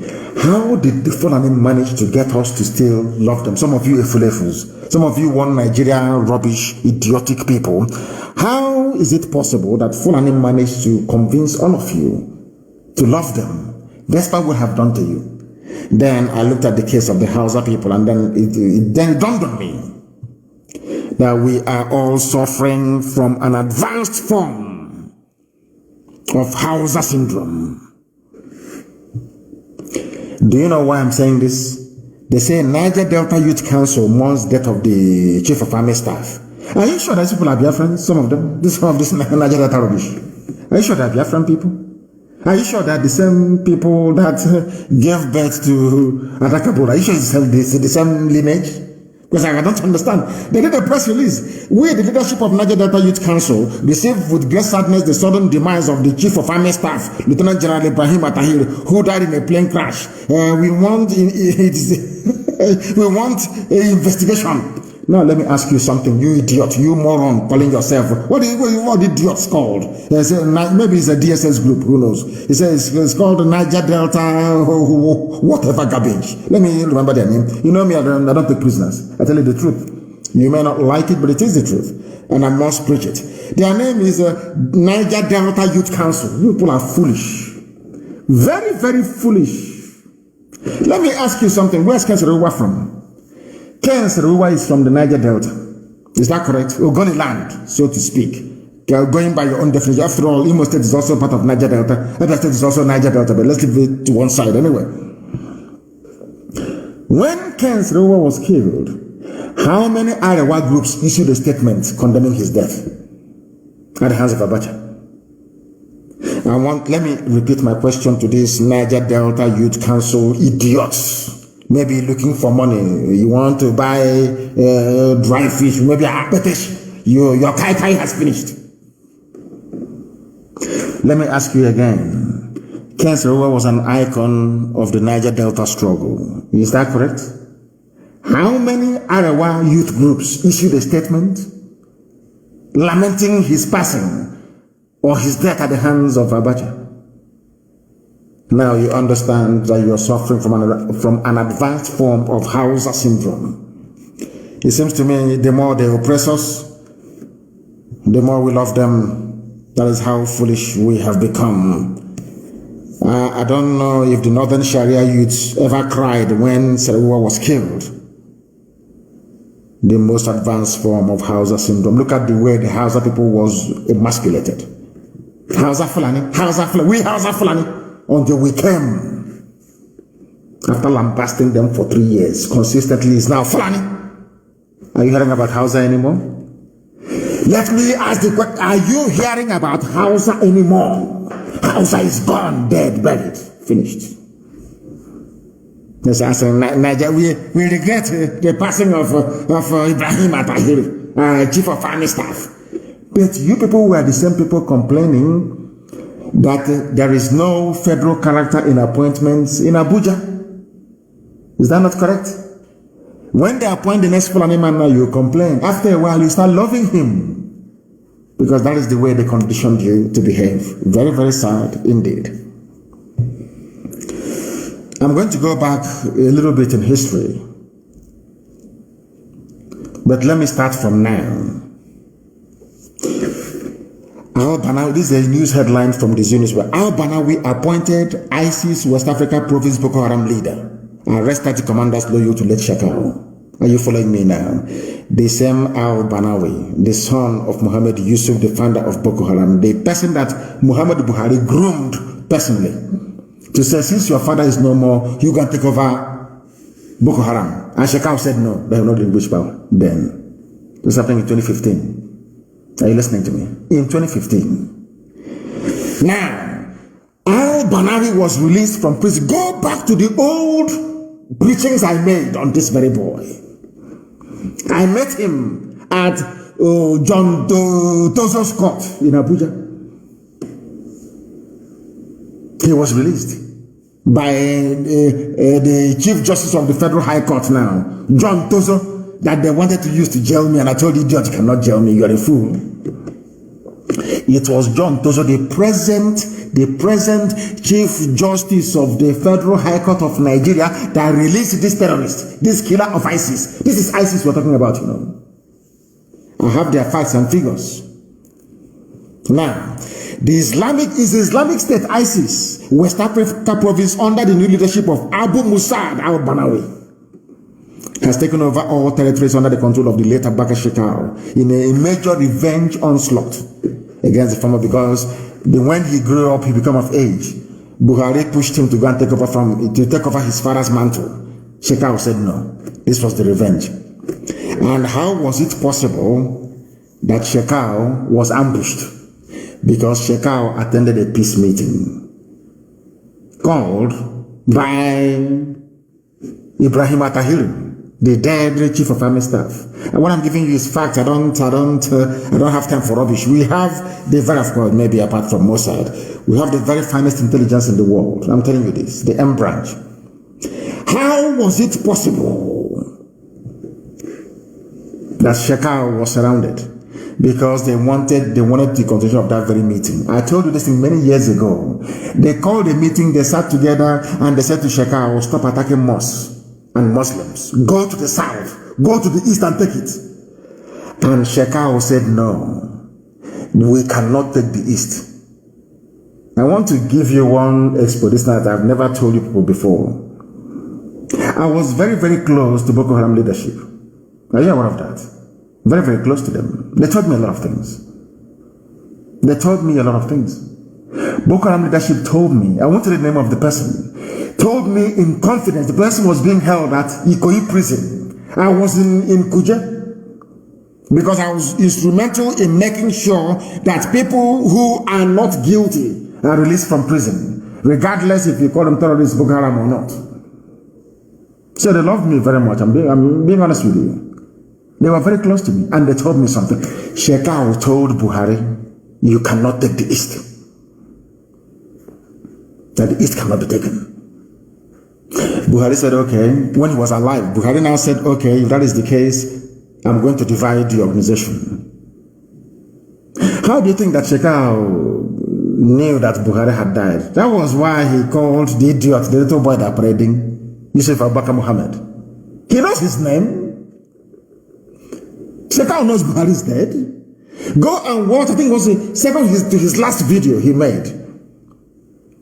They called for a peace meeting so they can plan on how they're going to push to the east to take the whole of Nigeria by next year. That was, I told you before, that was the timetable. That is why this slaughter is going on now in Niger State, in Benue State, and some parts of Kogi. They're entering Kogi. Maybe around October they'll be in Kogi.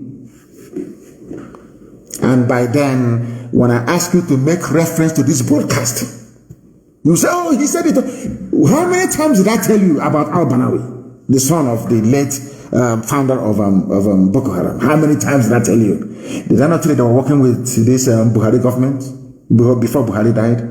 If not, why would the government go and align with ISIS in order to defeat Boko Haram? You see what I'm saying about common sense? Common sense. You need to be able to reason. You know, in those days when you are small, if you're misbehaving, you have visitors in the house. Once your stupidity takes you into the living room and your mom looks at you, you will know. She will convey a message to you immediately. And you take out your useless self from the place. Your mother will look at you, only looking at you. You will know your mom wants you to go and bring a plate, or to go and wash your plate, or to go and have a shower, or to go and take something and eat. But she will not say anything. She will only look at you. You will understand the message she's trying to convey. And that way, my issue. That is why when your child is you say, "What I cry my issue," you don't have to say anything. Do you remember when I told you that ISIS and Buhari regime APC, that they are one? Did you believe me? You didn't. Of course, in this UG, you're black. How can you believe fact when you say it? If we had been able to reason properly, do you think Africa would be as poor as it is today? Of course not. It's because we cannot reason. I told you that they are part and parcel. They are in this game together. Buhari wants an attack on the east. He doesn't want the army to do it or the police to do it. He wants to use terrorists to do it. And ISIS was the perfect people to do this very job. I told you this many years ago. Do you know that today, surprise, surprise, Nigeria government is partnering with ISIS to defeat Boko Haram?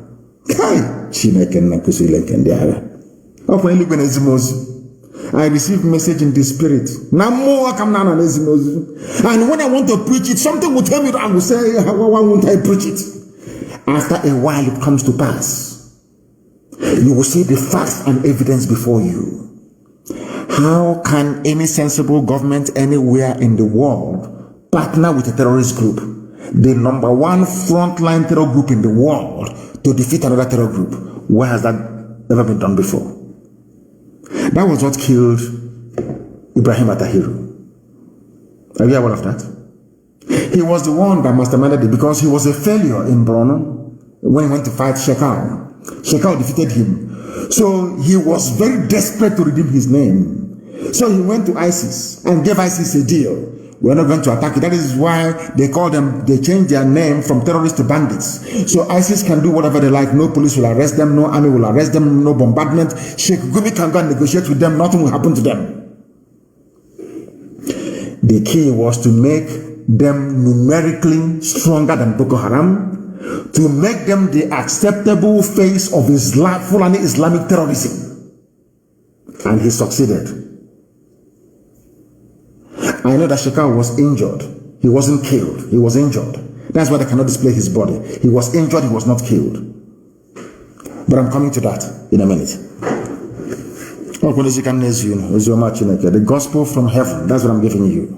And they know, in Asrock now, they're shaking. Oh, how did he know? He has come again. I thought he was no longer going to broadcast. I know all these things. There is nothing we don't know. We know everything.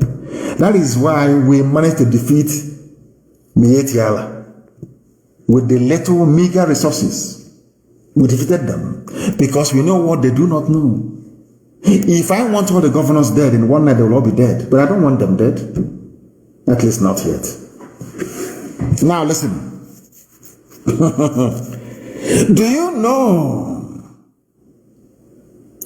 that Ibrahim Atahiru wanted to capture Shekau alive? Are you aware of that? So he can interrogate him and ask him, how come you're getting all this support? Because they know he's in Sambisa forest. Nigeria army has enough men and equipment to circle Sambisa forest and to engage from all sides. But most of the people in the military hierarchy of the zoo, they are Boko Haram sympathizers, almost all of them. Another lesson for the Fulefus and the intellectual brigade to learn from, because the Fulanis don't kill their own. Never. They understand that these are the foot soldiers we need in the future to fight this very war to dip the Quran in the Atlantic. Buhari knew that very, very clearly. That was why Buhari was so disappointed with Shekau, that when they swore him as the president, Shekau continued, he didn't stop. That was Buhari's major disappointment with Boko Haram. They were his babies now. Who doesn't know that? And Ibrahim Atahiru, that died a few days ago, took billions upon billions of dollars to ISIS, to al-Banawi. I said to him, Abu Musa al-Banawi, take this very money, make it possible. I am going to strengthen you. You're going to be the face of Islamic terrorism in Nigeria. And he accepted it. And now they called Shekau to a meeting. At that very meeting, Shekau was attacked. That was what happened. And in revenge for the attack on Shekau, they brought down the plane. Because two people parachuted from that very plane before it crashed. They opened the door to decompress it.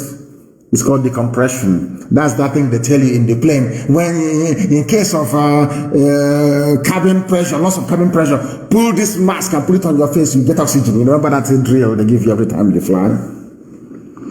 These two assassins were in the aircraft and they jumped with a parachute. They're in Nigerian Army, Nigerian Air Force.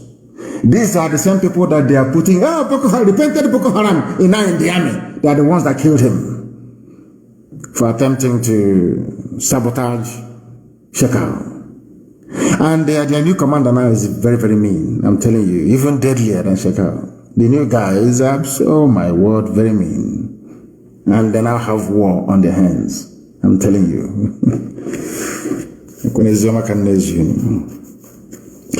Do you know that the Nigerian army, do you know that Ibrahim Atahiru confessed that the Nigerian army doesn't have the strength to fight Boko Haram?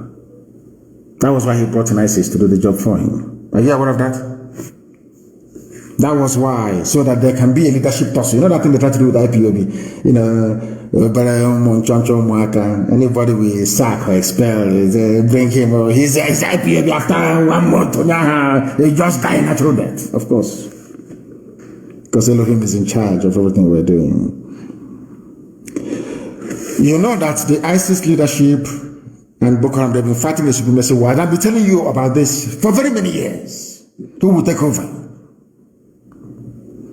And finally, they have tried to do what they can to silence Shekau, because Buhari was not happy before he died. And all this Fulani Caliphate, including the Sultan, nobody's happy. They want Shekau to face the East. Their problem is to take the East.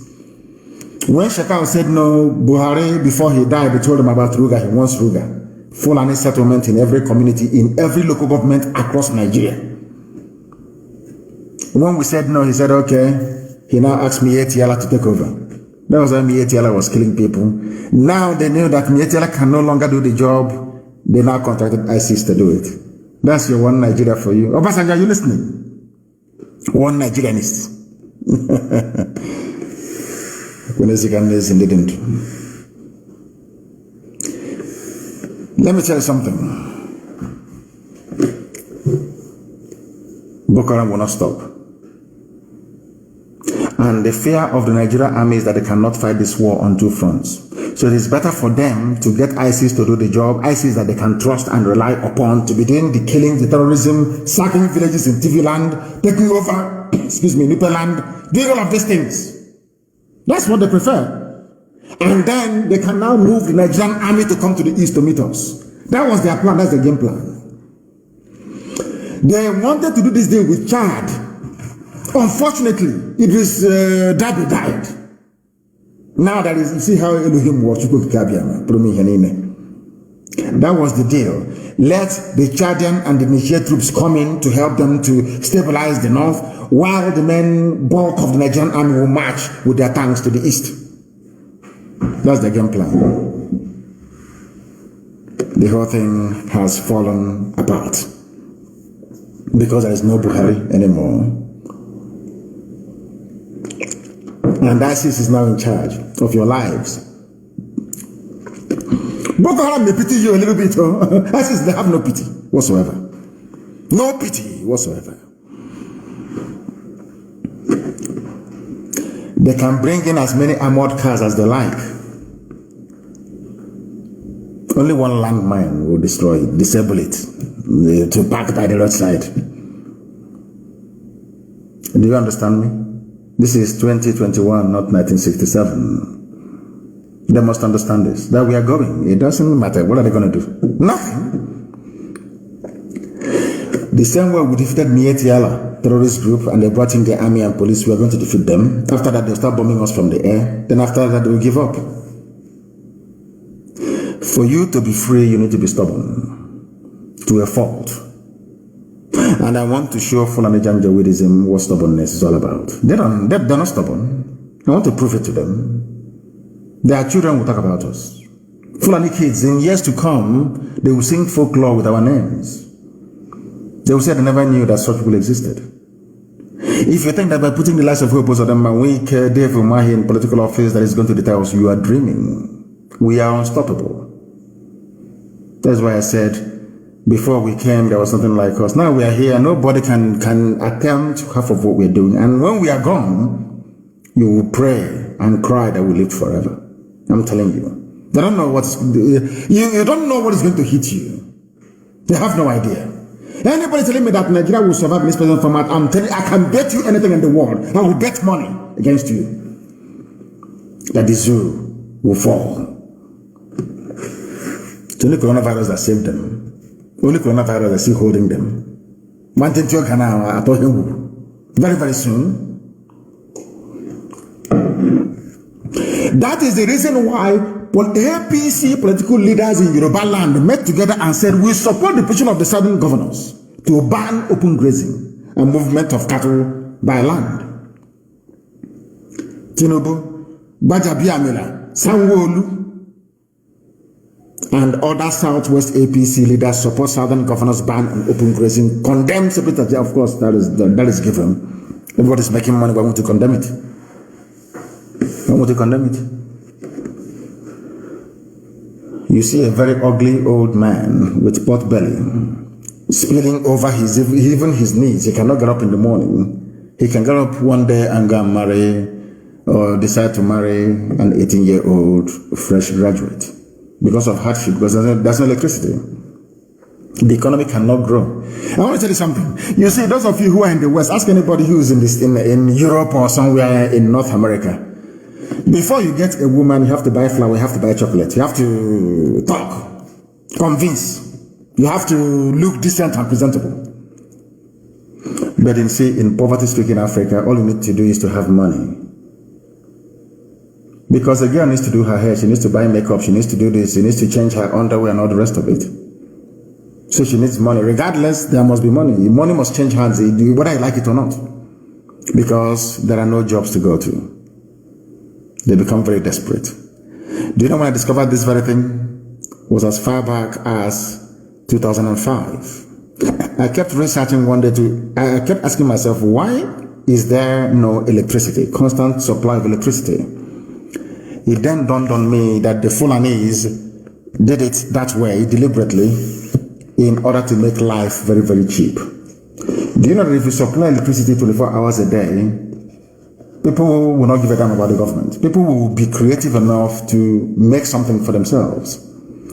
Now they had to impoverish everybody. That is why I hate Obasanjo when he's doing preaching. It is his sanctimonious rubbish. Obasanjo destroyed the stockfish market in Aba, destroyed the Okaneka market second-hand clothing. Obasanjo destroyed the glass factory in Aba.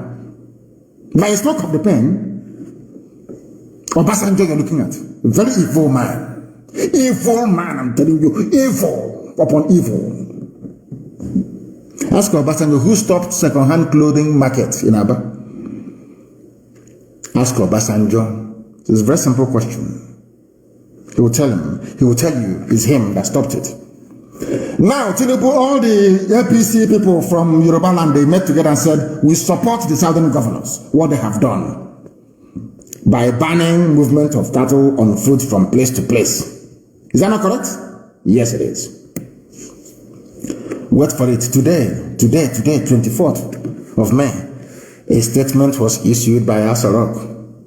Not by Buhari himself, but by his Garabashehu. And Buhari is alive inside Asarok. 17 governors met from the south, something of national importance. He could not address any of you. Once again, Garabashehu. And they're telling me that Buhari is alive.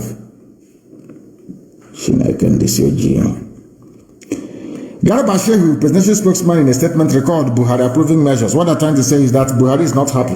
Buhari moves against killer headsmen, says open grazing ban illegal. Buhari, a president of Nigeria in a democratic dispensation, is telling you that banning open grazing is illegal because they rely on their cattle to do the main attack for them. That is their justification for entering into your farm. For them to come into your land, they need the cattle. To say, oh, we are grazing. Do you understand their trick? That is why, by all means, by every means, they need their cattle with them at all times. Do you know that somebody who calls himself a president is saying open grazing ban is illegal? I want to prove to the whole world tonight that your average Fulani Janjaweed is a bundle of idiocy. I also want to prove to the world tonight that Nigeria doesn't have educated people. You said the senior advocate talking rubbish. All of them, none of them is educated enough to understand what it means to adhere to the rule of law. You know, when you hear Malami, when you hear Garabashehu, they say, rule of law, they don't know the meaning of it. Do you know that the justices you have in Nigeria, the senior advocates in Nigeria, they don't even know the meaning of the rule of law because it's in English. It's an English phrase. Because they are not English people, because they are not versed in the nuances of English language, they don't know what it means. I'm telling you, if you like, go to your professor of law tomorrow and say to professor of law tomorrow in any university in Nigeria, what is the meaning of the rule of law? He doesn't know what it means. But this night I'm going to teach you for free. So tomorrow when you go to your lecture hall, you'll be able to pose in front of the others about what rule of law means. And I want to tell you that this present regime, this is present terrorist bandit regime you have in Asarok, Fulani Caliphate, Cabal, they don't know the meaning of the rule of law because they are all quota graduates. They are not educated people. Why do I say what I'm saying? Rule of law means, what does rule of law mean? It means following a precedent by law. That is why anywhere you go in the world, if you have a case, that is why they say, Akledolu versus Ondo State, or Ondo State versus water resources, or brown versus white. Why do you think when you get to court, maybe your lawyer is preparing a brief, they cite all these cases? Is to let the judge understand that this case has come before a court before, and this was the determination. And given that this determination was reached in the past, I expect you to follow the rule of law and reach the same determination because both cases are the same. Precedent in law, rule of law. I'm now trying to teach you something they will never teach you in your university because you're in a zoo. It is called precedent. Not president, precedent. P-R-E-C-E-D-E-N-T. Precedent in law. That is the meaning of the rule of law, where law holds supreme. Not the dictates of man, but law itself. What do I mean by that? Let us go to Cornell Law School. Where people are learned, not zoo schools. To understand what precedent means, before I now tell you why the entire Fulani presidency is a bloody joke because they are ill-educated. I want to prove to the world that Nigerians are not educated. Forget your son, he's an advocate, the PhD. These are a bunch of idiots. They know nothing. Precedent refers to a court decision that is considered as authority for deciding subsequent cases involving identical or similar facts or similar legal issues. Precedent is incorporated into the doctrine of stare decisis and requires courts to apply the law in the same manner to every case with the same facts. It means anytime you steal my goat and somebody is found guilty of that, stealing of my goat, anytime somebody else's goat is stolen, my case will be referred, cited as Nnamdi Kanu versus goat stealer. Do you understand? To let the judge understand that similar thing happened in the past, and this was the decision reached by this honorable judge or right honorable judge. I therefore ask you to adopt the decision of that very court. Simple. Law, law is very good. I must tell you this. I don't even know why I didn't study law anymore. My goodness. Do you know that this very precedent is elementary law in every school all over the world? Even the lawyers in Nigeria, they practice it, but they don't know the meaning of it. Why am I saying what I'm saying? You have somebody called the Attorney General of the Federation who should have guided whoever they are calling Buhari not to make such a stupid utterance that open grazing is ban on open grazing is illegal, because it is not. It is a law. It is a precedent law. Precedent, not president. Precedent law, Precedent. Because a man called Justice Adewale Thompson banned open grazing on the 17th of April 1969 and warned of unprovoked killings by Fulani headsmen in 1969 at the height of the war of Biafra, or war against Biafra.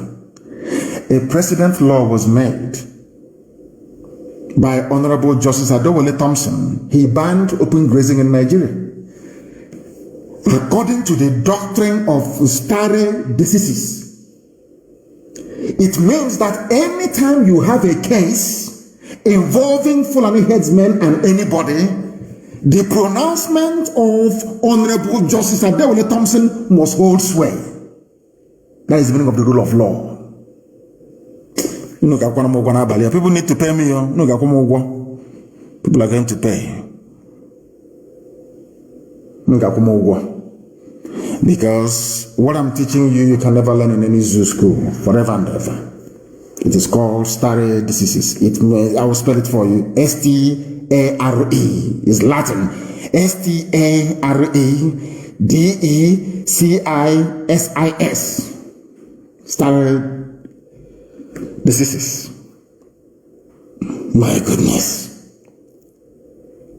It is called, it promotes the even-handed, predictable, and consistent development of legal principles. It fosters reliance on judicial decisions and contributes to the actual and perceived integrity of the judicial process. Therefore, if Thompson in 1969 can ban open grazing, any other judge overturning it goes contrary to this very rule. You are not maintaining judicial consistency. Can make your program now. Are you going to pay me enough for this? I'm preaching the gospel of heaven. Now you understand. From your AGF, AGM, TTM, all of them are useless. They don't even understand law. Their own laws they don't know. Their own laws. Because if you are a student of law, there is something called precedent. Every court decision is considered as authority for deciding every similar case. Since Adewale Thompson has said it in 1969, it must, as long as Nigeria remains one, practices the same legal system. What Adewale Thompson said in 1969 is the law of the land. There is no open grazing in Nigeria. Fulani people have been disobeying the law since 1969. And these are the people you want to be in the same country with? These are the same people you want to be in the same country with. Is that what you're telling me? Of course not. Absolutely not. And we're not going to have it. They don't even know the law that when you go to school, go to ABU, Ahmadu Bello University, you come out with the lowest score and you become the Attorney General of the Federation. I mean, no one can blame you. No one can blame you. And why are they doing this to us? You may ask yourselves, why are they doing this to us? Because they hate us. But that's a program for another day. I'm going to preach it. Maybe the next 2 days I'll preach it. But this evening I don't want to overburden you with too many facts and figures. I don't want to overburden you with too many, should I say, theories and as to how things are supposed to work. Let me tell you how Biafra will be different. You see, in Biafra, oh dear me, everybody from nursery school will know what their rights are under the Constitution, the rule of law. Anybody that goes against the rule of law in Biafra land, oh my goodness, you regret the day you were born. Do you want to become like Nigeria, where people go to school with PhD in law, claiming every day, rule of law, they don't even know what it means. Because if Nigeria practices the rule of law, how come a law that was made in 1969 April, a president can come out to say that law is illegal? A judicial pronouncement.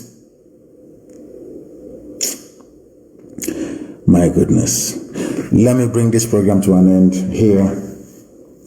I have an announcement to make. Biafrans must be very careful at home, especially our leadership. Some people in leadership positions are dabbling into security affairs, and I'm not going to have it. I will only give a general warning now. Next time I'll dismiss you live on air. No coordinator on the ground has any deal. Don't, because Dave Umahi is saying, bring all your this thing, I will go to Abuja. Some of you will stupidly go and meet that idiot. If you meet Dave Umahi, you're gone. Shekau went for a meeting. Peace meeting, let's move, let's march to the east, let's do peace. And there he was attacked. Do not listen to these people, they are demons, I'm telling you the truth. You must be very, very careful. We must all be very, very careful and be your brother's keeper. They can abduct as many as they like. After all, we lost 5 million during the war and we are still alive today, isn't it? The most populous ethnic group, believe it or not. So it doesn't matter how many they, as our men, any day they say they've gone into the bushes and taken out our men, then I will have reason to worry. They can kidnap as many people as they like. They think that by kidnapping them, people will start shouting and then say, oh, please stop what you're doing. Can't you see we are suffering? You will even suffer more. Because we're not going to stop. We cannot stop. Get this thing. It doesn't matter. I don't pay kidnappers ransom. And I say, Hope Uzodimma, and Omahi as kidnappers for fun, and that's what they're doing. They can kidnap my entire village. I don't give a damn. I don't know for some of you, but I only have one pursuit in life, and that is to restore Biafra. Anything else can happen. God in heaven knows I don't give a damn. That was why I said I will sacrifice anything sacrificable to get Biafra. It doesn't matter what it is. If Elohim says to me today, if you come out now and they cut off your head, Biafra will come, I will give it now. I won't waste time. So people who are being kidnapped will do our best to bring you out. But no amount of writing junk opinion by all these multi-purpose fulefus can stop us from doing what we're doing. And they have not given birth to the person.